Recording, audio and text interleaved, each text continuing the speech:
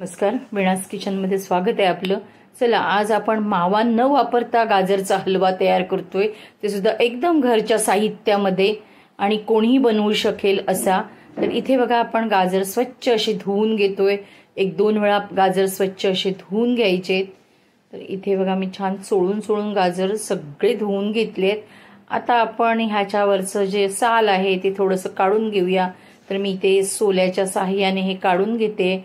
तर अजून असंच एक सोल्या माझ्याकडे दुसरा आहे. तर तुम्ही अशा दोन्ही प्रकारचे सोल्या वापरू शकता. आणि जर तुमच्या घरात ह्या दोन्ही वस्तू नसतील तर तुम्ही विळीवर सुद्धा ह्याच्यावरचं जे साल आहे ते काढू शकता तुम्ही. तर बघा, इथे मस्तपैकी मी अशी सगळी वरची साल आहे ती काढून टाकते. तर हा दुसरा पण मी सोल्या वापरलाय बघा.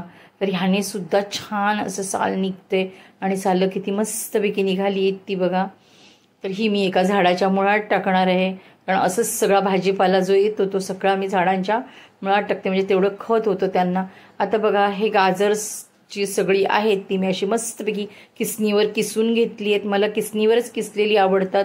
तुम्हाला जर असं कुकरमध्ये पण डायरेक्ट छोटे छोटे तुकडे करून गाजरचा हलवा बनवतात तर तसं आवडत असेल आणि नंतर स्मॅश करायचा तर तसंही तुम्ही करू शकता. पण आमच्याकडे किसलेलंच गाजर आवडतं, म्हणून मी गाजर किसून घेतलंय आणि इथे 4 चमचे मी तूप टाकले पॅनमध्ये आणि छान असं गाजर मी बघा तुपात परतून घेते. तर गाजर पण किती छान दिसते बघा, लाल लाल एकदम. आणि मस्तपैकी आपण पूर्ण गाजर हे तुपात चांगलं असं परतून घेतलंय बघा. आता आपण ह्याच्यात दूध ओतूया. तुम्ही जर माझ्या चॅनेलवर नवीन असाल तर माझ्या चॅनेलला सबस्क्राईब करायला विसरू नका आणि बाजूला जी बेल दिसते तर ती बेल पण दाबायला विसरू नका तुम्ही, म्हणजे माझे नवीन जे व्हिडिओ येतील त्याचं नोटिफिकेशन तुम्हाला मिळेल. तर इथे बघा, आपण दूध टाकले आणि तेही छान असं मिक्स करून घेतलंय गाजरमध्ये. तर इथे असं आपलं दूध व्यवस्थित मिक्स करून झालंय. मी अगदी 2 मिनिटासाठी ह्याच्यावर झाकण ठेवले की गाजर चांगलं जरा शिजू दे म्हणून. आणि मस्तपैकी आपण दुधात बघा गाजर शिजवून घेतोय इथे, कारण ते शिजलं पाहिजे. असं कच्चं राहिलं तर चांगलं नाही लागत. आणि आपण मावा नाही वापरणार आहोत, तर मी 2-3 दिवसाची दुधाची साई साचवून ठेवलेली तर ती टाकते ह्याच्यामध्ये. एकदम फ्रेश साई आहे बघा. तर सगळी साई मी गाजरच्या हलव्यामध्ये टाकली आहे आणि ती व्यवस्थित अशी मिक्स करून घेते मी. आणि आता थोडीशी वेलची पावडर टाकणार आहे मी याच्यामध्ये. तर इथे बघा, असं व्यवस्थित पहिली आधी साई मिक्स करून घेऊया. ह्याच्यात जर तुम्हाला लाल कलरचा फूड कलर पाहिजे असेल तर तो तुम्ही टाकू शकता. मी टाकला नाही आहे, कारण मला नॅचरलच पाहिजे होतं. तर इथे बघा, आपण चांगला पुन्हा गाजरचा हलवा जो आहे तो ढवळून घेतलेला आहे. थोडा कलर चेंज झाला आहे, कारण दूध पांढरं असतं आणि गाजरचा कलर असतो लाल, त्याच्यामुळे थोडासा कलर गाजरचा चेंज झाला आहे. थोड्या वेळानंतर तो व्यवस्थित होईल. हे दूध जे आहे किंवा साई जी आहे ती पूर्ण त्याच्यात अशी सोप करून गेली, सुकली की नंतर गाजर व्यवस्थित दिसायला लागेल. इथे बघा, आपण थोडीशी वेलची पावडर टाकली आणि तीही व्यवस्थित अशी मिक्स करून घेणार आहोत.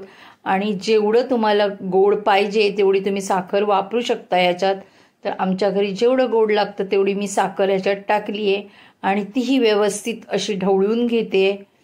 आणि हे पूर्ण जसं दूध आटेल ह्याच्यातलं आणि हे जे गाजर आहे ते एकदम सुक्क होईल तेव्हा मी ड्रायफ्रूट्स टाकणार आहे याच्यामध्ये. जे काही घरात असतील ड्रायफ्रूट्स ते तुम्ही टाका. माझ्याकडे जेवढे होते तेवढे मी टाकलेत बघा. जे असतील ते टाकायचे, नसतील तर नाही टाकलात तरी सुद्धा चालू शकतं. गाजरच्या हलव्यामध्ये काय किंवा टेस्टमध्ये कोणताही फरक नाही होणार आहे, त्याच्यामुळे असेल तर टाका, नसेल तर नाही टाकलं तरी चालते, तरी सुद्धा गाजरचा हलवा छान होतो.